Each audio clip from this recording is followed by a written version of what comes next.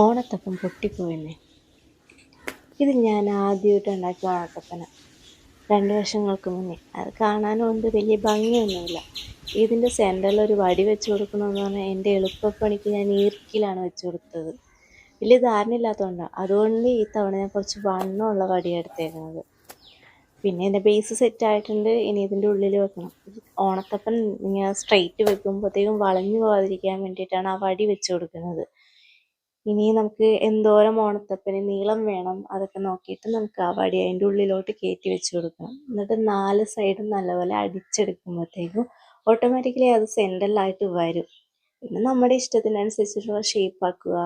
അടിച്ചടിച്ച് കൊടുക്കുമ്പോഴത്തേക്കും correct സെറ്റായിട്ട് കിട്ടും. പിന്നെ നമ്മുടെ കയ്യിൽ മതിലൊക്കെ തേക്കണ കൊലശ്ശേരിയൊക്കെ ഉണ്ടെങ്കിൽ കുറച്ചും കൂടെ ഈസി ആയിരിക്കും ചെയ്യാനായിട്ട്. ഇത് ഞാൻ കൈകൊണ്ടാണ് ചെയ്തത്. പിന്നെ നെക്സ്റ്റ് വെയിലത്ത് വയ്ക്കുക. ഇതാണ് ഇച്ചിരി ടാസ്ക്. നമ്മൾ വെയിലത്ത് ഒരു അരമണിക്കൂർ മാറ്റി മാറ്റി വയ്ക്കണം. അതനുസരിച്ചിട്ട് അടിച്ചു കൊടുക്കുകയും ചെയ്യണം.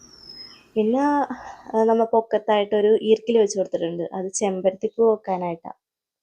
അപ്പോൾ ഇതാണ് ഫൈനൽ ലുക്ക് ഓണത്തപ്പൻ. ഇഷ്ടപ്പെട്ടിട്ടുണ്ടെങ്കിൽ ലൈക്ക് ചെയ്യുക.